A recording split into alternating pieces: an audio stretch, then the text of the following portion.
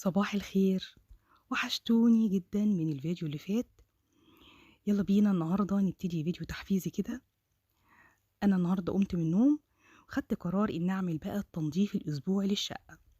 النهاردة يوم جميل بالنسبة لي، مبسوطة جدا وفرحانة إني هنضف شقتي وهلمعها وخلي كده ريحتها جميلة، وما عنديش مشكلة إن استقبل أي ضيف من خلال الأسبوع. يلا بينا ندخل على الفيديو ونشوف هنعمل إيه. اللهم صل وسلم وبارك عليك يا حبيبي يا رسول الله. زي ما انتوا شايفين دخلت غرفة الأطفال. أول حاجة أنا بفتح باب البلكونة عشان أغير بقى الجو بتاع الأوضة. هعمل إيه النهاردة؟ هغير كل الملايات بتاع غرفة الأطفال وغرفة النوم، وكمان هغير الفرش بتاع الركنة. يعني هدلع بقى شقتي عشان طول الأسبوع أحس إن أنا نفسيا مرتاحة. هبتدي أول حاجة أشيل الفرش أهو. تمام. وهبتدي كمان أشيل أي حافظة كده على الأرض. الحافظة دي مش نظيفة، أنا هدخلها الحمام وأحطها في البانيو عشان تتغسل. بعد ما شلت فرش الشقة كله، ابتديت بقى أدخل أحضر الخلطة بتاعتي اللي هلمع بيها الخشب. الخلطة بتاعتي هنا شوية من الشاي، غليتهم على البوتاجاز زي ما انتوا شايفين.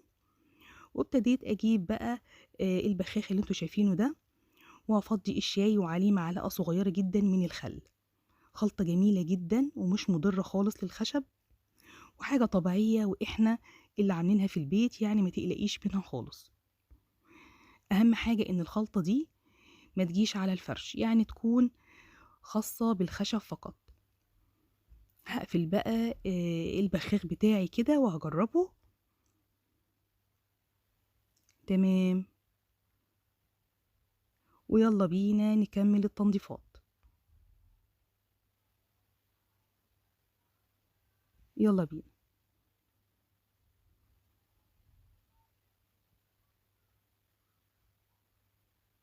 طبعا قبل ما ألمع الخشب بتاعي لازم أزيل أي أتربة عليه زي ما انتوا شايفين كده بالرياشة دي، وهبتدي أشيل أي تراب موجود على السراير عندي بالشكل اللي انتوا شايفينه ده. كده تنظيف أسبوعي. أنا كل أسبوع لازم أعمل كده في الشقة بتاعتي عشان أحس إن أنا نفسيا مرتاحة باقي الأسبوع في الشقة. وبالبخاخ بقى كده هبتدي أرش، وفوطة بقى تكون ناعمة كده على السراير. طبعا السراير عندي محفرة جدا فبتبقى محتاجة مني مجهود أهو. تمام. على طول كده زي ما انتوا شايفين هلمع السراير بتاعتي. اي دولاب بقى عندك، اي خشب، اي حاجة عندك لمعيها بالخلطة دي ممتازة جدا. تمام. يلا نشوف هنلمع ايه تاني.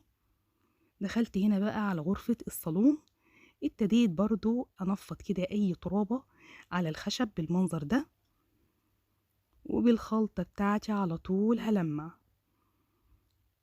اعملي كل حاجة وانتي مبسوطة وانتي سعيدة وانتي فرحانة انك بتعملي في شقتك. وهقعد بقى اخر اليوم في الشقة رايقة ونضيفة وريحتها جميلة جدا. يعني دي من الحاجات اللي بتديني طاقة ايجابية وبتديني باور وانا شغالة، اني احس ان باقي اليوم هكون مبسوطة باللي انا عملته اهو. والخشب برضو بتاع البيبان ده، باب الشقة برضو ما كانش نضيف خالص، شايفين لمع وبقى شكله جميل جدا اهو. وده بقى باب غرفة النوم. طبعا غرفة النوم انا عاملاها قبل الروتين ده بيوم، وقافله اوضه النوم بتاعتي يا دوبك بس هلمعها اهو. شايفين بقى الفوطه دي اتربه طلعت من اسبوع واحد بس اهو. شايفين؟ والخلطه جميله جدا واستخدموها وما تقلقوش. بكمل بقى ان اشيل باقي الفرش. خلاص كده الشقه كلها عندي، يا دوبك على اني اكنسها. غيرت فرش الشقه ولمعت الخشب بتاعي وابتديت بقى اكنس، وعلى طول بقى هبتدي امسح. قبل ما امسح طبعا هفرش السراير بتاعتي. جبت بقى غيار جديد وهبتدي بقى ايه افرشه. يا سلام على الدلع. وادي كمان الركنة بتاعتي هغير لها الغيار الإضافي بتاعها.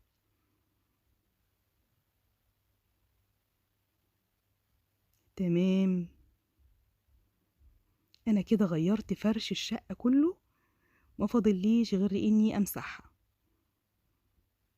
تمام كده. الله، أنا بكون مبسوطة جدا بأي حاجة بسيطة بعملها في شقتي، بحس براحة نفسية وبحس إني أنا أنجزت في يومي حاجة أنا حباها. شايفين؟ منتهى السعادة ليا. يلا بينا بقى نمسح ونشوف هنحط ايه هنا في المية معانا. شوية من البرسيل جل، وهحط بقى شوية من المعطر عشان أدلع الشقة كده وتبقى ريحتها جميلة. اهو هحط غطا أو غطايين كده حسب كمية المية اللي قدامي. تمام. يلا بقى نوزع المية دي في الشقة كلها اهو.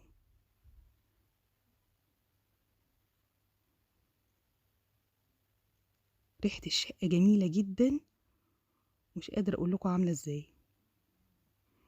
بالمقشة بقى كده عشان لو في اي حاجة متكتلة في السيراميك هبتدي بالمقشة ازحها كده بالمنظر ده اهو. تخلي بقى الايه السيراميك يلمع ويبقى شكله جميل ونضيف اهو. مش هخلي اي حاجة في الارضيات غير لما ادعكها كده بالمقشة، بتسهل عليا كتير جدا اهو. ده تنظيف اسبوعي بقى بتقعدي عليه اسبوع كامل، شقتك رايقة. يا دوبك بس اقوم الصبح اروق السراير بتاعتي، اشفط الدواسات او الحفاظات اللي على الارض، يعني ما بيبقاش شغل بقى فيه مجهود طول الاسبوع. تمام. والمساحة بقى كده هجيب المية الزيادة كلها، ويلا بقى نلمع السيراميك بالشرشوبة. تمام كده. انا كده بمسحها خلاص قبل ما افرشها. شايفين بيلمع ازاي؟ ابتديت بقى دلوقتي افرش الحفاظات بتاعتي اهو. تمام.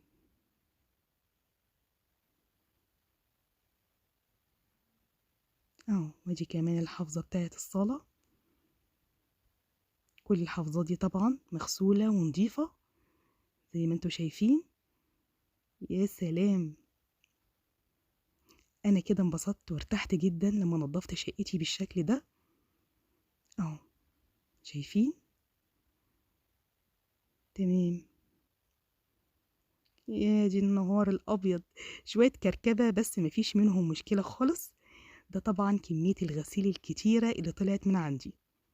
هغسلهم وهنشرهم وهنرجع كمان نطبقهم مع بعضينا.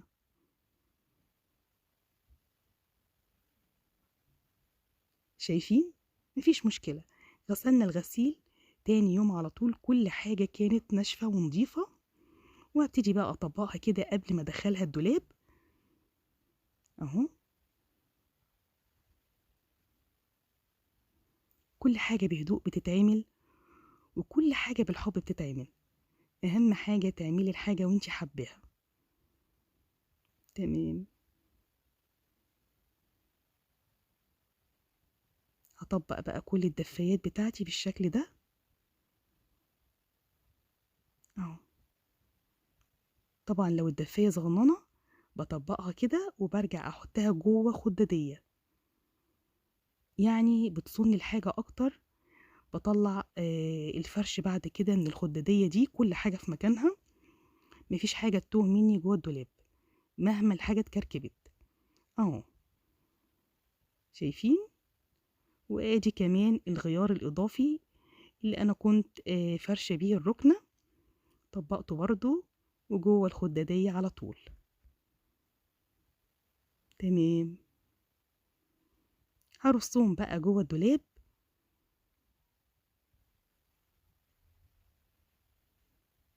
ودي بقى الحافظة بتاعتي اللي انا غسلتها هنشرها. ده كان يومي معاكم النهاردة، اتمنى يكون عجبكم، ويا ريت لو عجبكم ما تنسوش دعمي بالشير واللايك. شكرا ليكم ولمتابعتكم.